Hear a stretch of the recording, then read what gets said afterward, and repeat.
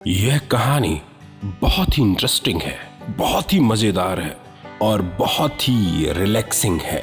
यह कहानी एक ग्राम पंचायत के ऊपर से है जिसके किरदार बहुत ही अनोखे हैं, जिसमें प्रधान, उप प्रधान और सचिव और उनका एक असिस्टेंट रहता है। यह कहानी गांव फुलैरा, जिला बलिया के इर्द गिर्द घूमती है। तो कहानी शुरू होती है इस तरह से। सूरज निकलता है, रोड पर लहराती हुई बस चली आ रही होती है। बस के अंदर बहुत से यात्रीगण होते हैं और उन्हीं यात्रियों के बीच में हमारी वेब सीरीज का जो हीरो है जीतू भाई, वह भी आ रहे होते हैं। जीतू भाई का किरदार इस पंचायत में एक पंचायत सचिव का होता है, जो कि शहर से गांव फुलैरा की ओर आ रहे होते हैं। बस में एक मजेदार कंडक्टर भी होता है। जीतू भाई उसे देखते हैं और उससे पूछते हैं कि बलिया कितने समय पहुंचेंगे। कंडक्टर उसकी बात का जवाब नहीं देता है और अपना मस्त टिकट काटने में व्यस्त रहता है। दोबारा से वह बस में घूमकर पीछे की तरफ आता है। जीतू भाई हिम्मत करके उससे फिर से पूछते हैं कि यह गांव फुलैरा कब आएगा। तब जो बस कंडक्टर है वो बहुत ही अकड़ के जवाब देता है, 18 बार पूछ चुके हैं, जब आएगा तो बता देंगे, लेके भाग नहीं जाएंगे तुम्हें। जीतू भाई शांत हो जाते हैं और बस की खिड़की पर सिर टिकाकर रंगीन सपनों में खो जाते हैं। बस रुकती है, कंडक्टर जीतू भाई को उठाता है, चलो आ गया बलिया, जब से लगे थे बलिया बलिया बलिया, चलिए उतरिए। जीतू भाई अपना सामान लेकर नीचे उतरते हैं और सारा सामान बस से नीचे उतार लेते हैं। बस चली जाती है और जीतू भाई गांव फुलैरा का बोर्ड सामने देखते हैं और अपनी गाड़ी चालू करते हैं और ग्राम फुलैरा की तरफ बढ़ जाते हैं। बहुत ही उबड़ खाबड़ रास्ता रहता है यह। वहीं कुछ ही दूर पर गांव फुलैरा होता है, जिसके बाहर उप प्रधान और असिस्टेंट विकास उनका इंतजार कर रहे होते हैं। मैं एक बात तो आपसे बताना ही भूल गया कि इसमें उप प्रधान जी का नाम प्रहलाद जी रहता है। हालांकि उनके नामों से कोई फर्क नहीं पड़ता, लेकिन फिर भी जैसे तैसे सचिव जी पंचायत की ओर पहुंचते हैं और यहाँ पर उप प्रधान और असिस्टेंट विकास जी उनका इंतजार करते हैं। आपस में बात करते हैं, अरे सचिव जी को अभी तक तो आ जाना चाहिए था, क्यों नहीं आए।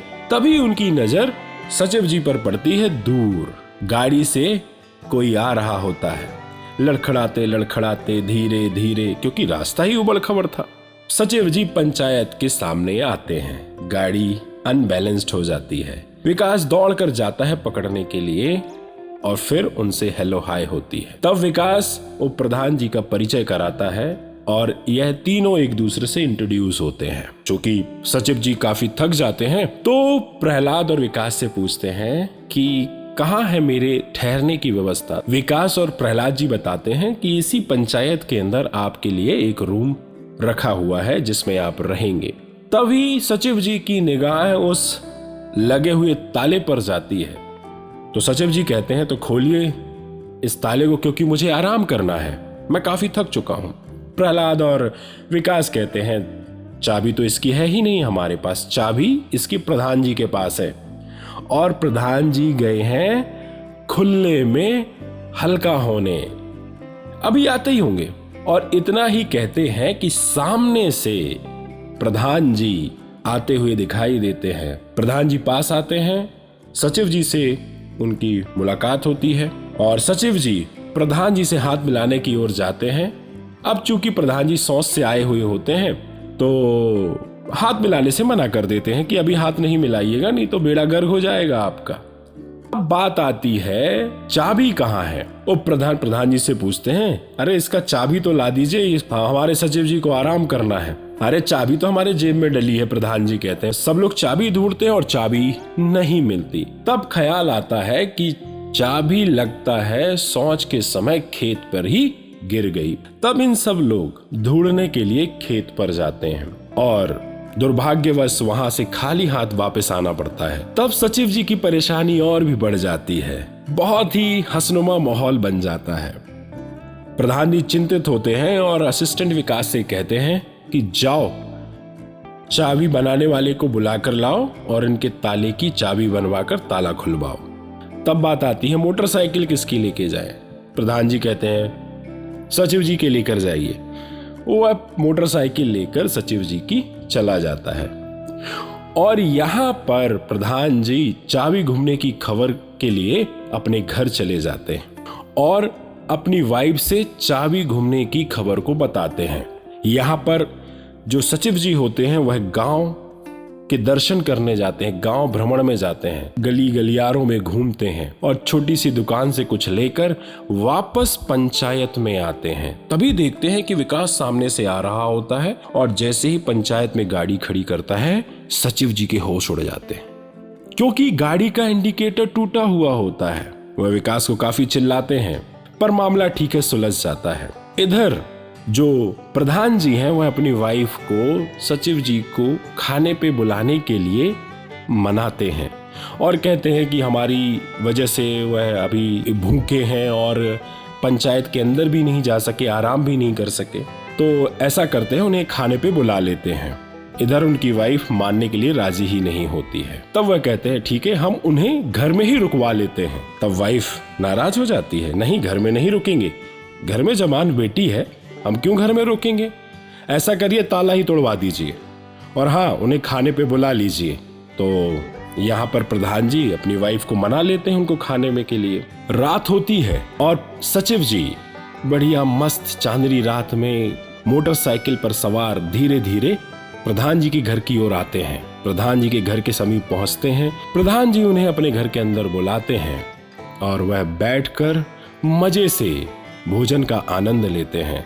सचिव जी को भोजन बहुत पसंद आता है और उनकी वाइफ के भोजन की बहुत ही तारीफ करते हैं। इतने में प्रधान जी के पास एक फोन आता है और कहता है हाँ टूट गया। तो प्रधान जी कहते हैं हाँ टूट गया, चलो हम आते हैं। यहाँ से सचिव जी और प्रधान जी पंचायत की ओर पहुंचते हैं।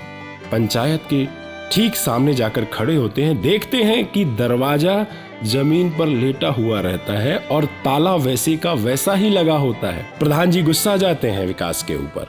विकास से पूछते हैं ये क्या किया नालायक तूने। विकास बड़े प्यार से बोलता है प्रधान जी ताला ज्यादा मजबूत था, दरवाजा तो बहुत ही कमजोर था, तोड़ते तोड़ते दरवाजा ही टूट गया लेकिन ताला नहीं टूटा। इतने में प्रधान जी सचिव जी को देखते हैं और कहते हैं चलिए ठीक है अंदर चलते हैं, अंदर देखिए आप कहाँ रहना है आपको, वो हमने जगह आपके लिए निर्धारित कर दी है, आप भी देख लीजिए और आज की रात सोइए, कल हम इसे बना देंगे। थोड़ी देर के बाद प्रधान जी और विकास कहते हैं हमें बहुत लेट हो गया है, अब हम चलते हैं, कल सुबह मिलते हैं। इतने में जीतू भाई बड़े गौर से पूरी पंचायत को अंदर से देखते हैं और थोड़ा सा परेशान नजर आते हैं और धीरे धीरे वह पंचायत के अंदर से बाहर आते हैं। बाहर एक तख्त लगा रहता है, वहां पर बैठते हैं और अपने दोस्त को फोन लगाते हैं।